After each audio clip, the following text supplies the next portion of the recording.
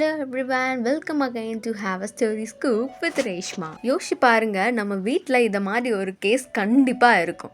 எல்லாரும் பெருசாக பிளான் பண்ணி ஃபேமிலியாக ஒரு இடத்துக்கு போகணும்னு நினச்சா அந்த ஒரு கேஸ் மட்டும் என்றைக்கும் நான் வரல, எனக்கு போர் அடிக்குது அப்படின்னு சொல்லும். ஆனால் ஆளாக அவங்க தான் எல்லாத்தையும் என்ஜாய் பண்ணிட்டு வருவாங்க. உண்மை தானே?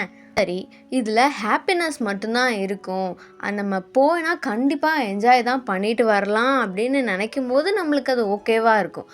ஆனால் அங்கே டேஞ்சரான சுச்சுவேஷனும் நடக்கும் அப்படின்னு நம்ம நினச்சோன்னா யாருக்கு போக தோணும் சொல்லுங்கள்? இன்றைக்கி அதை மாதிரி ஒருத்தனை ஃபோர்ஸ் பண்ணி ஒரு அட்வென்ச்சருக்கு கூப்பிட்டு போகிறாங்க. அவனோட ஸ்டோரியை தான் பார்க்க போகிறோம். அவனோட நேம் பில்போ பாகின்ஸ். இவனை பற்றி எல்லாரும் கேள்விப்பட்டிருப்பீங்களான்னு எனக்கு தெரியல, ஆனால் நீங்கள் இதை கேள்விப்பட்டிருக்க வாய்ப்பு இருக்குது. த லார்ட்ஸ் ஆஃப் த ரிங் அப்படின்னு சொல்லிட்டு ஒரு மூவி நம்ம சின்ன வயசில் பார்த்துருப்போம்.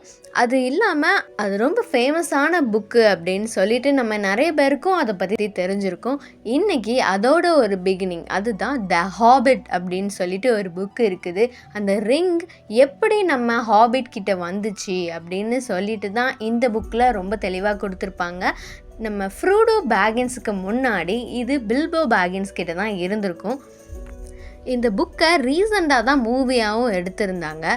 லார்ட் ஆஃப் த ரிங்ஸ்க்கு அப்புறம் தான் இப்படி ஒரு புக்கு இருக்குது அப்படிங்கிறதே நிறைய பேருக்கு தெரிய வந்தது. ஆனால் ஃபர்ஸ்ட் J.R.R. டால்கின் த ஹாபிட் அப்படிங்கிற இந்த புக்கை தான் எழுதியிருப்பார். அப்படி எனக்கு லார்ட் ஆஃப் த ரிங்ஸை பற்றியோ இல்லை இந்த ஹாபிட்டை பற்றியோ எதுவுமே தெரியாதுப்பா. ஒரே லேண்டில் எல்ஃப்ஸ், டுவார்ஃப்ஸ், ஹியூமன்ஸ், காப்லின்ஸ் இது எல்லாமே இருக்கிற ஒரு ஸ்டோரி தான் இது. அது மட்டும் இல்லாமல் ஃபேரிடேலில் இருக்கிற மாதிரி நிறைய மேஜிக்கல் எலமெண்ட்ஸும் இருக்கும், ஒரு விசார்டும் இருப்பார். ஸோ பில்போ பேகின்ஸ் ஒரு குட்டி ஹாபிட் அப்படின்னா மனுஷங்களை விட அவங்க ஹாஃப் சைஸ் தான் இருப்பாங்க. அவங்களுக்கு கால் மட்டும், அதாவது ஃபுட் மட்டும் பெருசாக இருக்கும். நார்மலாக லைஃப் வாழ்ந்துட்டுருக்க நம்ம பில்போ பேகின்ஸ் அவனோட ஹோல் அப்படிங்கிறது அவனுக்கு ரொம்ப பிடிக்கும். நம்மளோட ஹோம் எப்படி பிடிக்குமோ அதை மாதிரி அவனுக்கு அவனோட ஹோல் ரொம்ப பிடிக்கும். அவனோட ஃபேவரட்டான திங்ஸ் எல்லாம் அவன் எடுத்து வச்சு அங்கே தான் அவன் வாழ்ந்துட்டுருப்பான். ஒவ்வொரு டைமும் அவனோட லஞ்சோ, டின்னரோ, பிரேக்ஃபாஸ்ட்டோ எல்லாத்தையும் அவன் ரொம்ப என்ஜாய் பண்ணி சாப்பிட்டுட்டு இருப்பான். இந்த மாதிரி அவனோட சிம்பிளான லைஃப்பில் திடீர்னு கேண்டல்ஃப் அப்படிங்கிற ஒரு விசார்ட் வாராரு. உனக்கு அட்வென்ச்சர் போகணும்னு ஆசையா அப்படின்னு சொல்லி கேட்டதுக்கு நம்ம பில்போ பேகின்ஸ் இல்லை, எனக்கு அந்த அளவுக்குலாம் இன்ட்ரெஸ்ட் இல்லை அப்படின்னு சொல்லிட்டான். சொன்ன உடனே சரி, நம்ம கொஞ்சம் ரூடாக பிஹேவ் பண்ணிட்டோமோ, எதுக்கும் இவரை நம்ம ஒரு டீ பார்ட்டிக்கு இன்வைட் பண்ணுவோம் அப்படின்னு சொல்லிட்டு ஒரு டீ பார்ட்டிக்கு இன்வைட் பண்ணுறான். கேண்டல்ஃப் எப்போ வருவார் அப்படின்னு சொல்லிட்டு நம்ம பில்போ பேகின்ஸ் ரொம்ப ஆர்வமாக வெயிட் பண்ணிகிட்டு இருக்கான். திடீர்னு ஒரு பெல் சவுண்டு கேட்குது. ஒருவேளை இது கேண்டல்ஃபாக இருக்குமோ, ஓகே அவருக்கு போய் நம்ம ரிசீவ் பண்ணலான்னு சொல்லிட்டு அவன் போகிறான். ஆனால் அங்கே ஒரு டுவார்ஃப் நிற்கிது. டுவாலன் அப்படிங்கிற ஒரு டுவார்ஃப். Dwalin at your service sir அப்படின்னு சொல்லிட்டு உள்ளே இவனோட டைனிங் டேபிளில் உட்காந்து கேண்டல்ஃபுக்காக ப்ரிப்பேர் பண்ணி வச்சுருந்த டீயை குடிச்சிடுறான். அடுத்தது பேலன் அட் யுவர் சர்வீஸ் சார் அப்படின்னு இன்னொருத்தர் வாரான். அடுத்தது கில்லி அட் யுவர் சர்வீஸ் சார் அப்படின்னு சொல்லிட்டு ஒவ்வொரு ட்ராப்ஸாக வராங்க. டோரி, நோரி, ஓரி, ஆயின், குவாயின், பிஃபர், புஃபர், பொம்பர் அப்படின்னு 13 டுவார்ஃப்ஸ் எல்லாரும் மொத்தமாக வராங்க. இவன் வீட்டில் என்னெல்லாம் இருக்கோ எல்லாத்தையும் காலி பண்ணிடுறாங்க. கேண்டல்ஃப்காக ப்ரிப்பேர் பண்ணி வச்சுருந்ததை இவங்க சாப்பிட்றாங்கன்னு இவன் மனசுக்குள்ளே நினைக்கிறான். அதுக்கப்புறம் கடைசியாக கேண்டல்ஃப் டாரன் அப்படிங்கிற ஒரு டுவார்ஃபோட வராரு. நார்மலாக ஒரு டீ பார்ட்டி வைக்கணும்னு நினச்சேன், ஆனால் இங்கே ஒரு பெரிய ஃபீஸ்டே நடந்துடும். எல்லாரும் சாப்பிட்டு முடிச்சதுக்கப்புறம் நம்ம கேண்டல்ஃப் சொல்லுவார், நம்ம ஒரு அட்வென்ச்சருக்கு போக போகிறோம். எங்கே அப்படின்னா த லோன்லி மவுண்டன் அப்படிங்கிற ஒரு பிளேஸுக்கு தான் போக போகிறோம்.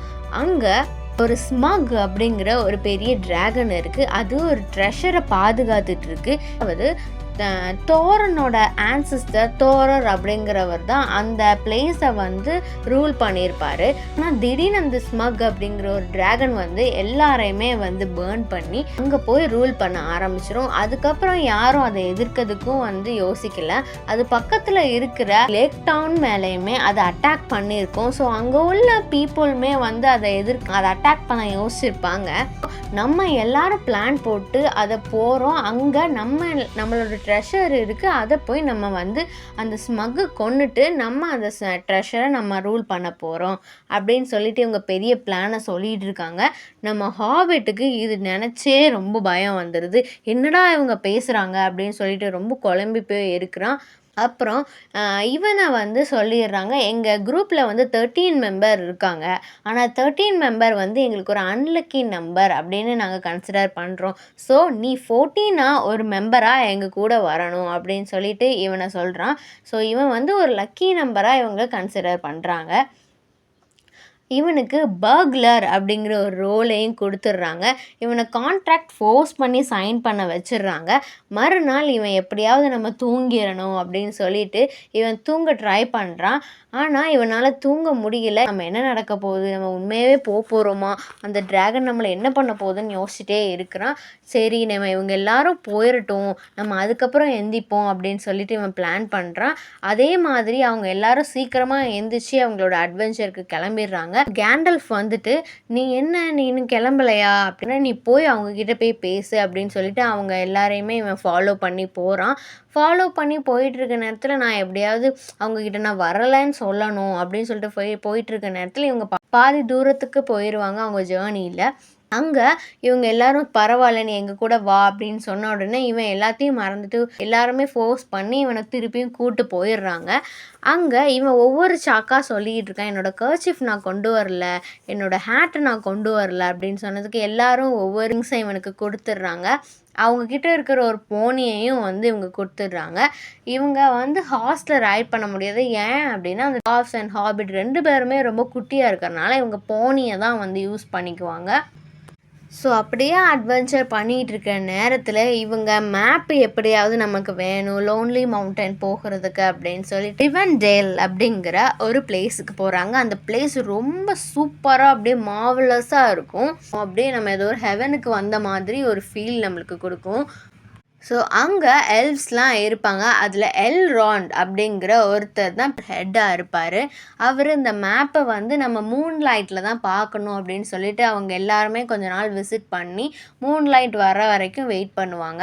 அது வந்ததுக்கப்புறம் இங்கே தான் இந்த நம்ம பேக் டோர் வழியாக போகலாம், நம்ம லோன்லி மவுண்டன் வழியாக போனால் நம்ம வந்து அந்த ஸ்மக் இருக்கிற பிளேஸுக்கு நம்ம போயிடலாம் அப்படின்னு சொல்லிட்டு இவரும் அவங்களுக்கு கீ கொடுத்துட்டு ஒரு டைரக்ஷன் சொல்கிறாரு. ட்ரோல்ஸை மீட் பண்ணுறாங்க, ஒரு 3 ட்ரோல்ஸ்.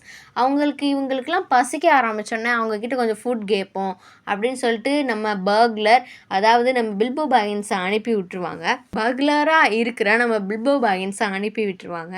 ஆனால் அங்கே பார்த்தா இது எல்லாமே வந்து இவங்களோட போனியை திருடி வச்சுருக்கோம். இவங்கக்கிட்ட மீட்டு கொஞ்சம் கேட்கலாம், நம்ம சாப்பிட்லான்னு நினச்சி இவன் போனான். ஆனால் இவனே வந்து மாட்டிக்கிடுவான்.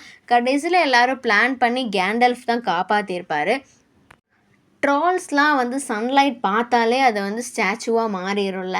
ஸோ அதனால் இவங்க வந்து அப்படியே ஸ்டாச்சுவாக ஆகி நின்றுதாங்க. ஸோ சன்லைட் வர வரைக்கும் பிளான் போட்டு கேண்டல்ஃப் அவங்கள ஸ்டாச்சுவாக மாற்றிட்டு அவங்களோட பிளேஸை விசிட் பண்ணுறாங்க. அங்கே எல்வ்ஸால் மேடான வெப்பன்ஸ்லாம் இருக்கும், அதெல்லாம் ரொம்ப பவர்ஃபுல்லானது, அதையும் இவங்க கேரி பண்ணிக்கிறாங்க. இப்படி அவங்க அட்வென்ச்சர் அவங்க போயிட்டுருக்கும் போதே அங்கே காப்ளின்ஸ் வந்து ஒரு டைம் அட்டாக் பண்ணிடு. இவங்க தெரியாமல் காப்ளின்ஸோடைய கேவ்லே இருப்பாங்க. ஸோ காப்ளின்ஸ் இவங்களை பிடிச்சிட்டு போயிடும். போனதுக்கப்புறம் அதுசால மேடான அந்த வெப்பன்ஸை வந்து இவங்க காமிச்ச உடனே இவங்க காப்ளின்ஸுக்கெலாம் ரொம்ப பயமாக இருக்கும். ஸோ அது வந்து அந்த காப்ளினோட கில்லர் ஸ்வாடை தான் வந்து கேண்டல்ஃப் வச்சுருப்பாரு கையில். ஸோ அதை பார்த்த உடனே இவங்க எல்லாரும் இவங்களை கொன்னுருங்க அப்படின்னு சொல்லிட்டு காப்ளின்ஸ்லாம் சொல்லும். ஸோ காப்ளின்லாம் ரொம்ப கொடூரமாக இருக்கும் பார்க்குறதுக்கே. எல்லாரும் எப்படியாவது தப்பிக்கணும்னு நினச்சிட்டு இருக்கிற நேரத்தில் நம்ம பில்போ பாகின்ஸ் நைஸாக நுழைஞ்சி வேறு இடத்துக்கு போயிடுவான். அங்கே ரிடில், அதாவது ஒரு டார்க்காக இருக்கிற ஒரு கேவ், ஒரு அண்டர் கிரவுண்டுக்கு போயிடுவான். அங்கே கலும் அப்படிங்கிற ஒரு கிரியேச்சர் கூட ரிடில் இந்த டார்க் அப்படின்னு சொல்லுவாங்க. ஸோ அங்கே இவன் கலும் அப்படிங்கிற ஒரு கிரியேச்சர் கூட ரிடில் விளையாடுவான். இவன் மோஸ்ட் ஆஃப் த டைம் இவன் ஆன்சர் பண்ணிடுவான். ஆனா அது பண்ணாம இருக்கும். இவன் அதுகிட்ட சொல்லியிருப்பான், "நீ வந்து நான் ஆன்ஸர் பண்ணேன் அப்படின்னா, எனக்கு வெளிய வழி சொல்லணும்" அப்படின்னு சொல்லியிருப்பான். ஆனா கல்லும் என்ன சொல்லியிருக்கும் அப்படின்னா, "நான் ஆன்ஸர் பண்ணிட்டேன் அப்படின்னா, நான் உன்னைய சாப்ட்டுருவேன்" அப்படின்னு சொல்லும். ஸோ இந்த சீன வந்து "ரிடில் இன் தி டார்க்" அப்படின்னு சொல்லுவாங்க. முடிஞ்சா அடிச்சு பாருங்க, உங்களுக்கே தெரியும். ஸோ அங்க தான் வந்து ஒரு பெரிய ட்விஸ்ட்டே நடக்கும். இவன் கண்ணு தெரியாம தடவிட்டு இருக்கிற நேரத்தில தான் ஒரு ரிங்கு அவன் கையில கெடைச்சிரும். அத அவன் பாக்கெட்ல போட்டுக்கிடுவான். இந்த ரிடில் நடந்துட்டு இருக்கும்போதே அந்த ரிங்க இவன் கையில போட்டவுனே இவனுக்கே தெரிய வருது. இவன் ஒரு இன்விசிபிளா மாறிட்டான் அப்படிங்கிறது இவனுக்கு தெரிய வருது. தெரிய வந்ததுக்கப்புறம் நம்ம எப்படியாவது அந்த கல்லும் கிட்ட இருந்து தப்பிச்சிடணும்னு சொல்லிட்டு, கல்லும் தான் அந்த ரிங்க ரொம்ப நாளாவே ப்ரொடெக்ட் பண்ணிட்டு வருது. அது மை ப்ரிஷியஸ், மை ப்ரிஷியஸ்ன்னு சொல்லிட்டு. ஸோ ரொம்ப நேரமா காணுமே நம்ம பில்போ பாக்கின்ஸன்னு இவங்க எல்லாரும் தேடிட்டு இருப்பாங்க. இவன் திடீர்னு போய் சர்ப்ரைஸ் பண்ணுவான். நான் வந்து இங்க தான் இருக்கேன் அப்படின்னு சொல்லுவான். பக்லர் வந்து பெரிய ஆள் தான், தனியாவே பொழச்சுக்கிட்டாரு அப்படின்னு சொல்லிட்டு இவங்க எல்லாருமே வந்து நெனைப்பாங்க. ஸோ அந்த இன்விசிபிள் ரிங்க வச்சு இதுக்கப்புறம் அவன் என்ன அட்வென்ச்சர்லாம் ஃபேஸ் பண்ண போறான். அவன் காப்லின், வாக்ஸ் இது எல்லாத்தையுமே வந்து ஃபேஸ் பண்ணுவான். அது போக பாதி கரடி, பாதி மனுஷன் இருக்கிற பயோரினோட வீட்டுக்கும் போவான். அதுக்கப்புறம் மில்க்வுட்டுக்கு முன்னாடி ஸ்பைடர், வுடல்ஸ், பிக்மேன் இவங்க எல்லாரையுமே வந்து ஃபேஸ் பண்ணிட்டு தான் அவன் ஸ்மக்கு கிட்ட போவான். ஒரு வேளை நம்ம பில்போ பாகின்ஸ் ஸ்மக்கு கூட போய் சண்டை போடுவானோ? இல்ல அந்த ரிங் வச்சிருக்கிறனால என்னோட ஹாபிட்டன்ல இருக்கிற என்னோட ஹவுஸ் தான் முக்கியம் அப்படின்னு சொல்லிட்டு திரும்பி போக போறானா? இல்ல முன்னாடி பயந்த மாதிரியே பயந்து இவங்க எல்லாரையும் இப்படியே விட்டுட்டு போக போறானா? அப்படிங்கிறத நீங்க இத கதையா பார்த்துட்டு வந்து இல்லைன்னா புக்கா ரீட் பண்ணி எனக்கு மறக்காம கமெண்ட் பண்ணுங்க. And don't forget to click the bell icon and have a story scoop with Reshma. Over and out.